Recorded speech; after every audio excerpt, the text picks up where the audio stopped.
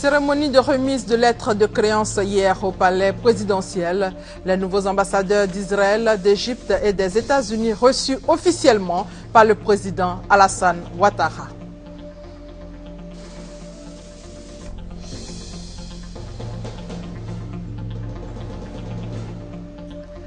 Assemblée nationale, 4 projets de loi adoptés pour l'amélioration du climat des affaires. Ces lois visent notamment la réduction des coûts fiscaux en cas de création de petites entreprises.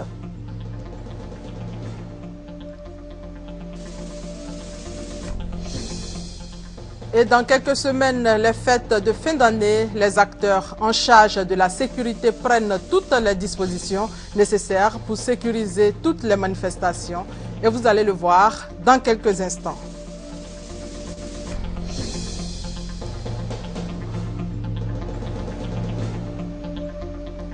Hausse du salaire minimum interprofessionnel garanti. Le SMIC est passé, vous le savez, à 60 000 francs CFA, qui est concerné par l'augmentation du SMIC. Quelles sont ses implications économiques et sociales? La réponse à toutes ces préoccupations dans votre journal.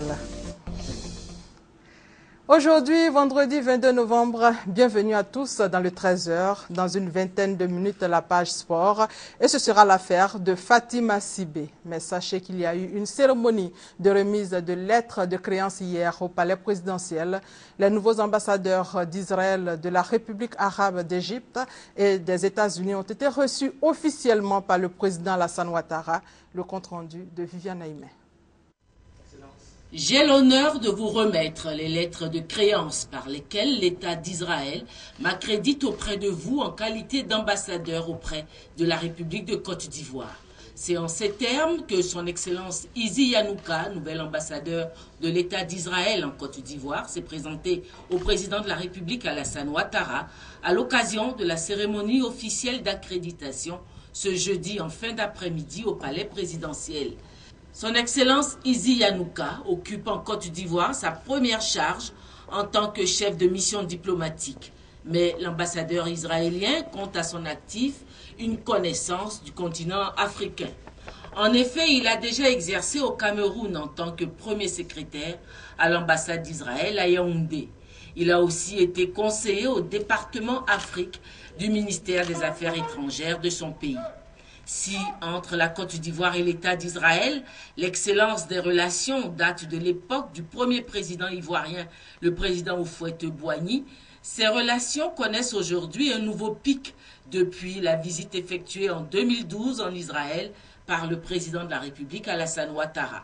Son Excellence Izi Yanouka a traduit la volonté de son pays de faire un grand retour pour prendre une part active à l'émergence de la Côte d'Ivoire. Ma première mission est de promouvoir les relations entre les deux pays, surtout dans le domaine économique.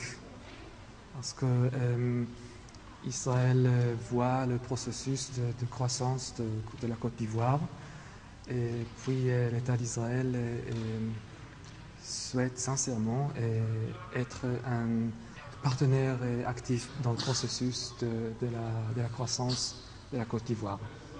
Pour le nouvel ambassadeur d'Égypte en Côte d'Ivoire, son Excellence Oussama Saïd Mahmoud Khalil, Abidjan est aussi son premier poste en tant que chef de mission diplomatique. Précédemment, il était vice-directeur au ministère des Affaires étrangères de son pays. Au plan des relations entre la Côte d'Ivoire et l'Égypte fait partie des premiers pays à avoir reconnu l'indépendance de la Côte d'Ivoire. Il fait également partie des premiers pays africains à avoir ouvert leur ambassade à Abidjan. Dans le contexte actuel, l'Égypte prend une part active aux nombreux chantiers entrepris par le président de la République Alassane Ouattara.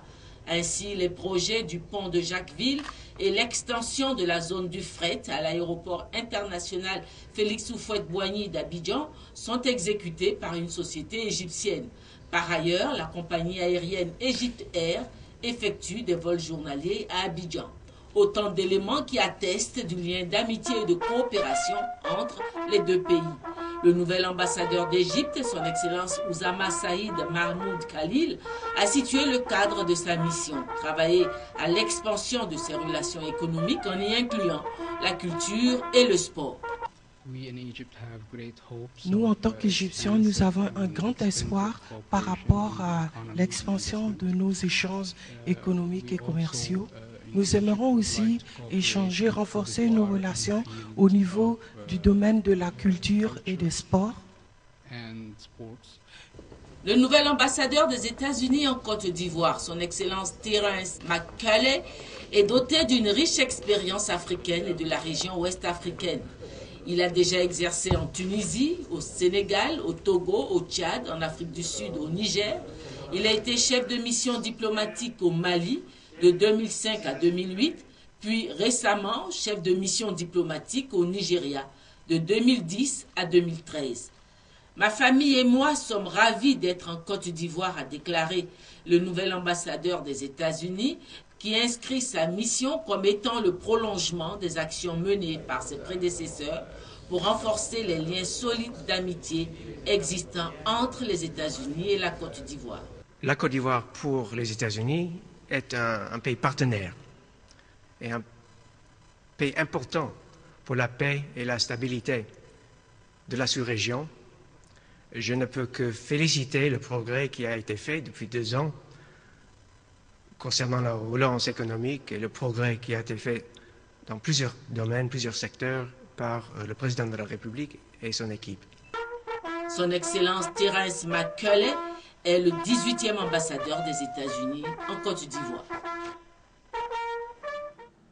Le chef de l'État a reçu officiellement hier le rapport de 2 ans d'activité de la CDVR, rapport qui lui a été remis par le président de la Commission Dialogue, Vérité et Réconciliation, Charles Konabani, un rapport en plusieurs volumes articulé autour des résultats obtenus dans la recherche des causes profondes de la crise ivoirienne. Awa Touré. C'est un rapport en plusieurs volumes que le président de la Commission Dialogue, Vérité et Réconciliation, Charles Konabani, a remis au président de la République Alassane Ouattara. Il s'agit des résultats obtenus dans la recherche des causes profondes de la crise ivoirienne, de la vérité, du processus de réparation, du mémorial et des recommandations. Pendant près d'1h30, Charles Konabani a fait un compte-rendu précis du mandat de 2 ans de la CDVR. La CDVR qui a pour mission d'œuvrer à la réconciliation et au rétablissement d'une paix durable entre toutes les communautés vivant en Côte d'Ivoire. Monsieur le Président, nous avons fait des recommandations au titre du renforcement de la cohésion sociale et de l'unité nationale. Nous pensons qu'il faut rendre effective l'application de la loi foncière, gérer la pression foncière liée au phénomène migratoire, renforcer l'autorité des chefs traditionnels dans la gestion du foncier rural, promouvoir les échanges socio-culturels inter- et intra-ethniques en vue d'une meilleure intégration sociale, reconstituer et fiabiliser les registres d'état civil, au titre de la lutte contre l'injustice, les inégalités, le tribalisme, le népotisme, l'exclusion et la haine sous toutes leurs formes, prendre en compte le genre dans l'élaboration des politiques de développement, mettre en œuvre une politique qui favorise la parité dans l'attribution des postes nominatifs et électifs au sein des institutions de l'État. Le président de la République, Alassane Ouattara, a suivi avec beaucoup d'intérêt ce rapport de la Commission Dialogue, Vérité et Réconciliation. C'est un travail impressionnant, surtout en si peu de temps. Nous avons également pris note des principales conclusions qui sont essentielles pour avoir une paix durable dans notre pays. Parce qu'en réalité, c'est de cela dont il s'agit. La réconciliation, la solidarité nous permettront de vivre dans la paix, une paix durable, une paix équitable, de tourner la page et de faire en sorte que nous réapprenions à vivre ensemble comme cela a été pendant des décennies. En définitive, nous devenons tous des nostalgiques parce qu'on se dit, mais c'est quand même pas vrai. Il y a quelques années, tout allait bien en Côte d'Ivoire. Et vous avez bien choisi le point de repère des difficultés que notre pays a connues, 1990, donc pendant pratiquement 2 décennies. Ce travail est essentiel. Je vais remettre ce rapport à Monsieur le Premier ministre et le ministre chargé des Relations, que le gouvernement puisse l'exploiter. À une autre occasion, je souhaiterais rencontrer toute la commission, si vous le souhaitez, ou le bureau de la commission, pour que nous puissions échanger de manière plus approfondie une fois que j'aurai les recommandations du gouvernement. Je voudrais aussi vous dire qu'en anticipation de notre rencontre, j'ai consulté des pays où ces commissions ont eu à travailler. Le Libéria, le Rwanda et d'autres pays, la Sierra Leone. Et quelquefois, ces rapports ont été envoyés au Parlement. Mais j'estime que le moment n'est pas venu de saisir le Parlement de ce rapport. Nous avons besoin d'en discuter entre nous, de voir comment nous pouvons aller plus loin, quels sont les objectifs que nous voulons atteindre et comment faire en sorte que nous ayons une justice équitable, mais que nous ayons également le sens du pardon et de la générosité. Parce que vous savez, s'il n'y a pas de générosité et de pardon dans une société, les choses ne marcheraient pas. Ce rapport de mission de la Commission Dialogue, Vérité et Réconciliation révèle que 40 000 fiches individuelles de déclaration ont été répertoriées. 37 commissions locales mises en place, ainsi que des plateformes des organisations locales. La réalisation d'une cartographie de la violation des droits de l'homme en Côte d'Ivoire. Ce qui reste à faire, l'audition des victimes, des auteurs et des témoins de violation des droits de l'homme, tout comme la tenue d'audiences publiques, l'estimation des réparations et le lancement des activités du mémorial. L'accès à l'eau potable en Côte d'Ivoire devrait atteindre 82% d'ici 2015 contre 61% en 2012, selon le Premier ministre Daniel Kablan-Duncan. Le chef du gouvernement ivoirien a fait cette déclaration à l'ouverture du sommet sur l'eau et l'assainissement pour tous en Afrique. Les détails avec Hervé Blé. Environ 400 millions de personnes consomment de l'eau peu fiable et 250 millions manquent de commodités de toilettes en Afrique. Préoccupation principale du millier de participants à la rencontre d'Abidjan, accélérer l'accès à l'eau et à l'assainissement pour tous en Afrique. Dans cette optique, la 3e édition du Forum de haut niveau de l'Agence intergouvernementale panafricaine, Eau et assainissement pour l'Afrique EAA, est l'occasion de catalyser l'émergence des partenariats sud-sud. La coopération sud-sud pour accélérer l'accès à l'hygiène, à l'assainissement et à l'eau potable pour tous en Afrique. Le choix et la pertinence de ce thème tiennent au constat selon lequel la coopération sud-sud peut impulser un équilibre entre croissance et équité à l'échelle mondiale. Organisé en collaboration avec le gouvernement de Côte d'Ivoire, le Forum de haut niveau 2013 devrait permettre de mobiliser plus d'investissements en faveur de l'hygiène, de l'assainissement et de l'eau potable en Afrique. L'accélération des actions, notamment à travers la coopération sud-sud, pour obtenir de meilleurs résultats, passe entre autres par la diversification des sources de financement et d'innovation technologique, mais également par une plus grande implication du secteur privé. La coopération sud-sud nous offre une plateforme dynamique d'échange, de promotion de l'investissement et de partage des bonnes pratiques et de connaissances afin de trouver des solutions définitives et radicales aux défis techniques et financiers qui se posent au secteur de l'eau et l'assainissement dans nos pays. L'Agence intergouvernementale panafricaine Eau et assainissement pour l'Afrique s'est fixée comme objectif de mobiliser d'ici à 2015 125 milliards de francs CFA au profit de ses États membres. En face de la Commission des affaires économiques et financières de l'Assemblée nationale hier, les ministres en charge du budget, de l'économie et de la construction Ils ont soutenu et obtenu des députés l'adoption de 4 projets de loi pour l'amélioration du climat des affaires. Ces lois visent notamment la réduction des coûts fiscaux en cas de création de petites entreprises et fixent les règles d'acquisition des terrains en milieu urbain. Léon Brou pour plus de détails.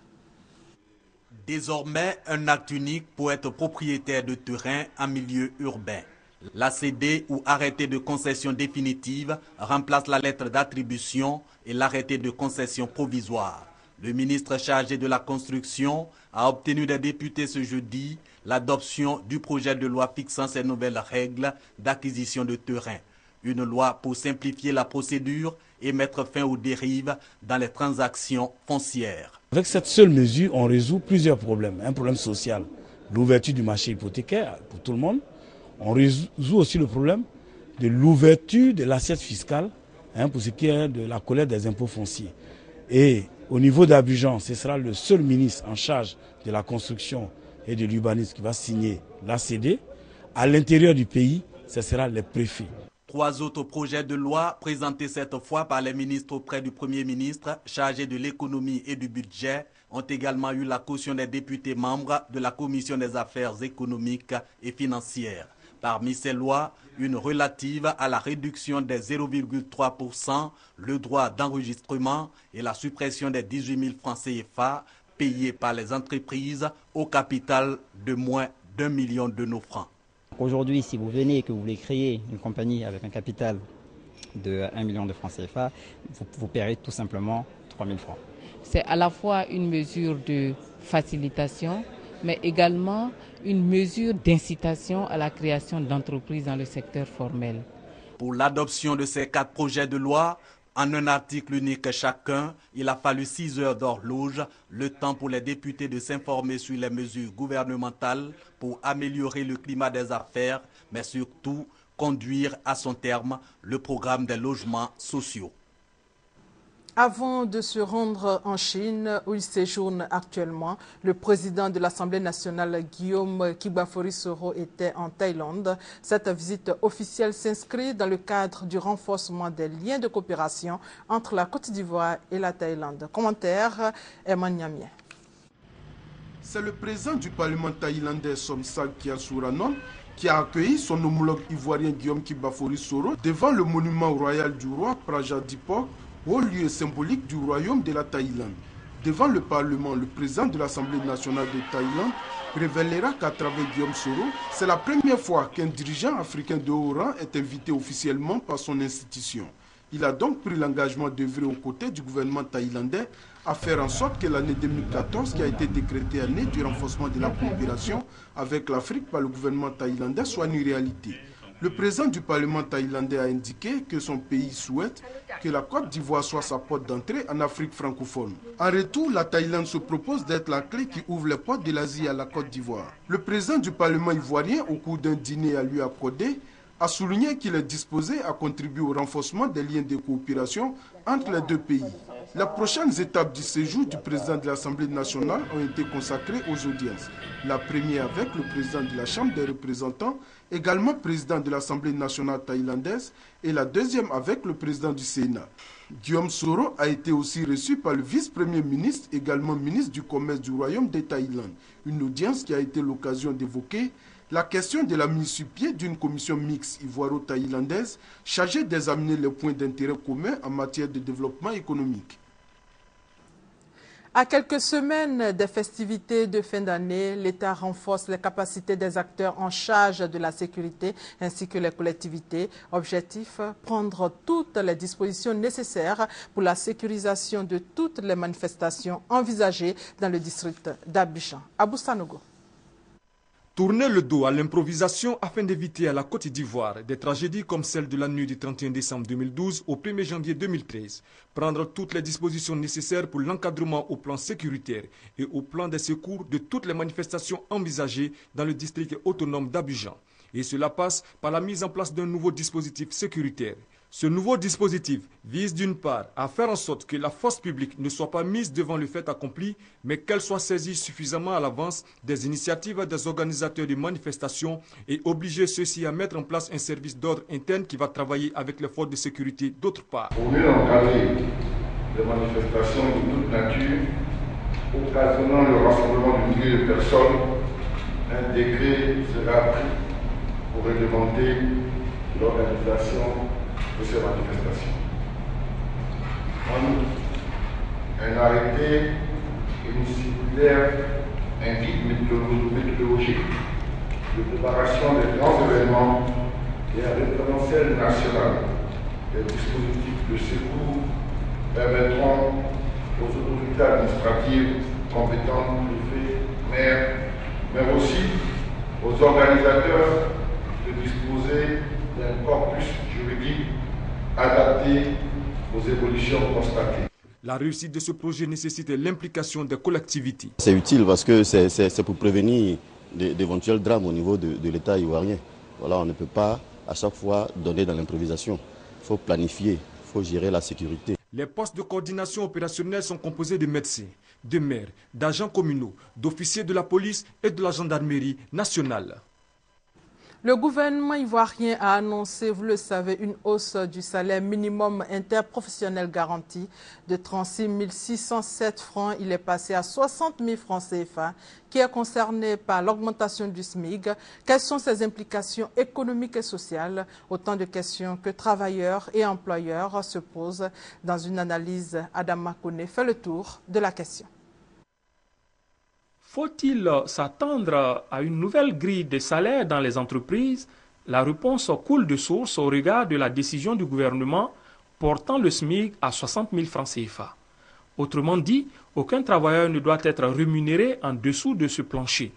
Historiquement appelé salaire minimum vital, le SMIC est calculé sur la base de l'inflation. Or, il est bien admis que les Ivoiriens font face depuis longtemps à une flambée des prix entraînant un coût élevé de la vie. Qui va profiter du relèvement du SMIC? À ce sujet, les juristes avancent la non-rétroactivité de la loi. Il ne s'agit donc pas d'une revalorisation immédiate du traitement des travailleurs en fonction. En premier lieu, ce sont les nouvelles recrues qui en bénéficieront donc. Quant aux agents déjà en activité, ils pourront doublement bénéficier d'une amélioration de leurs revenus. D'abord, en cas de reclassement par promotion ou ancienneté tenant compte de la nouvelle grille. Ensuite, l'augmentation salariale annoncée pour 2014 constitue une autre source de soulagement. De l'avis de chefs d'entreprise, certaines sociétés avaient déjà commencé à intégrer dans les grilles salariales l'éventualité d'une hausse du SMIC. Pour les économistes, un relèvement du gain des ménages peut être source de croissance par un accroissement de la consommation. Pour leur part, les entreprises estiment que des mesures telles que la baisse de la pression fiscale et la poursuite de l'amélioration du climat des affaires pourraient donner un autre dynamisme à l'économie, ce qui serait un argument solide pour contrebalancer la timidité de certains patrons à embaucher dans les premières années de l'application du nouveau SMIC. Et quelques brèves en provenance de l'étranger avant de passer au sport. Au Mali, la campagne électorale pour les législatives prend officiellement fin ce vendredi à minuit. La campagne aura duré 3 semaines. Le 22 novembre 1963, le président des États-Unis, John Kennedy, était assassiné dans les rues de Dallas, au Texas.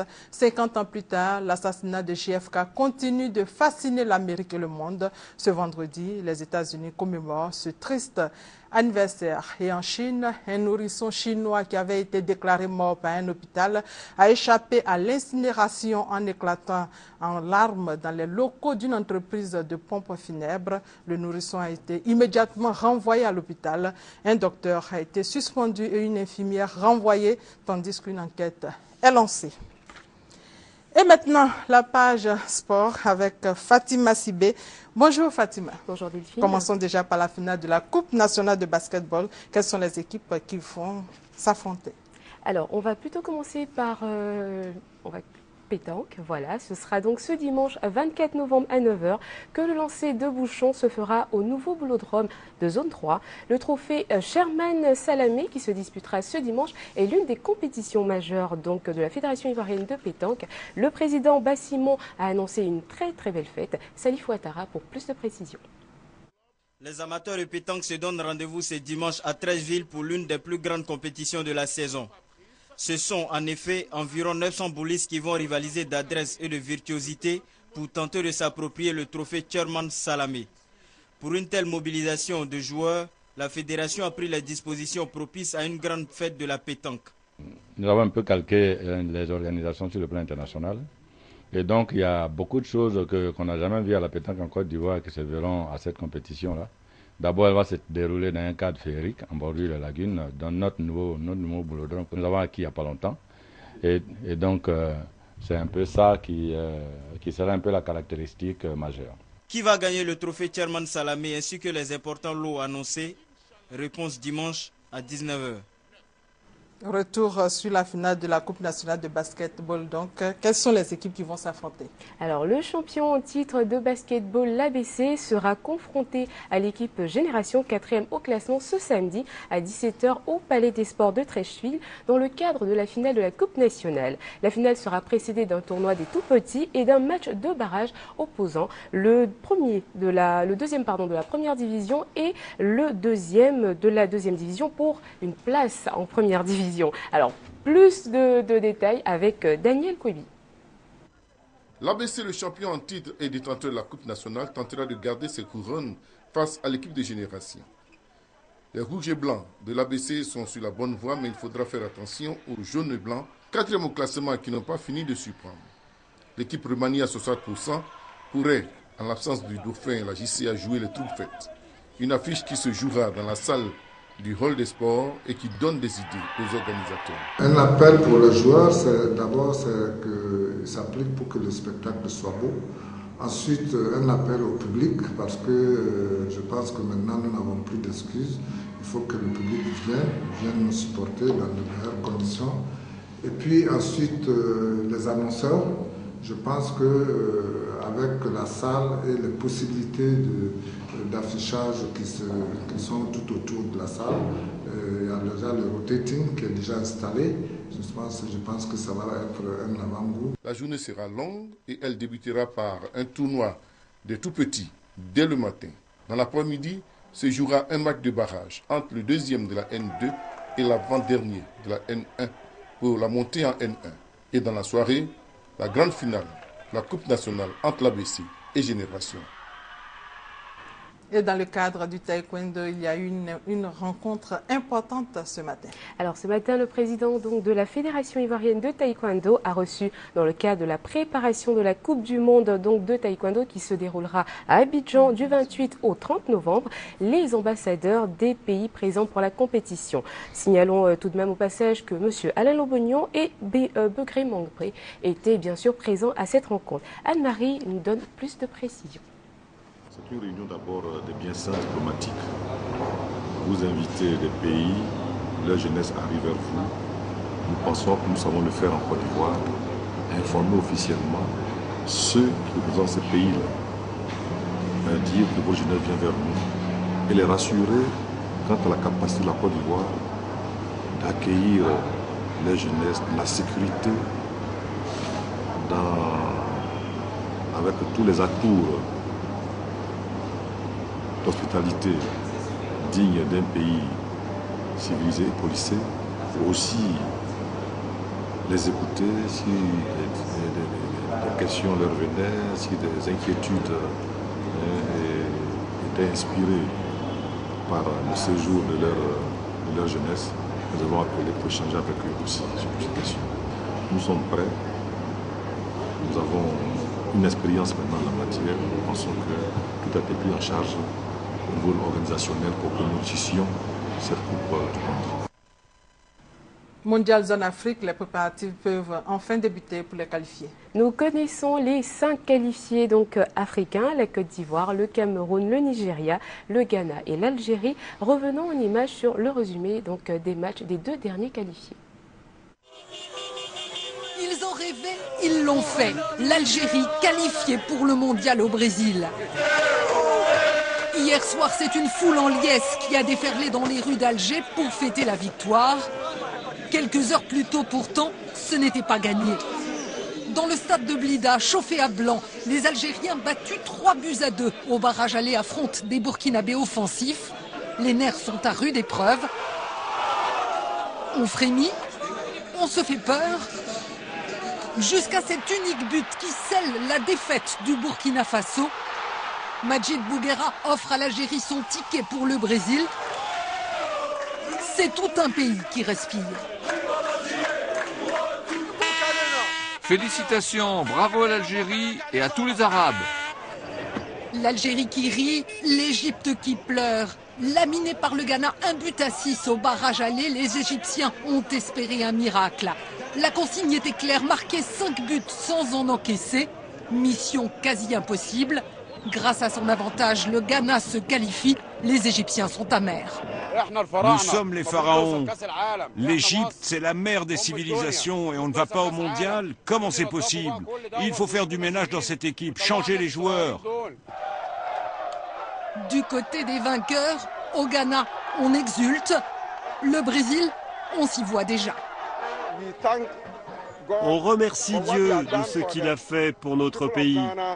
Il a entendu nos prières. On s'est qualifié sans problème. C'était vraiment génial. On va aller loin, vous verrez. Vive le Ghana! Égypte-Ghana 2-1. Algérie-Burkina 1-0. Le Ghana et l'Algérie rejoignent le Cameroun, le Nigeria et la Côte d'Ivoire déjà qualifiés pour le mondial. 5 équipes africaines, 5 chances de décrocher la coupe au Brésil. Ici en Afrique, on y croit, dur comme fer. Effectivement, on y croit, dur comme fer. Alors, une dernière information avant de se dire au revoir. Une rencontre était annoncée ce matin entre le ministre de la Jeunesse, des Sports et des Loisirs, Monsieur Alain Lobognon, et Monsieur Sidi Diallo. Donc, une rencontre qui a été annulée en présence de la presse. On reviendra bien sûr pour plus d'informations dans nos prochaines éditions. Merci beaucoup, Delphine. Merci, Fatima, d'être venue sur notre plateau. Et c'est la fin de ce 13h. Merci de votre fidélité.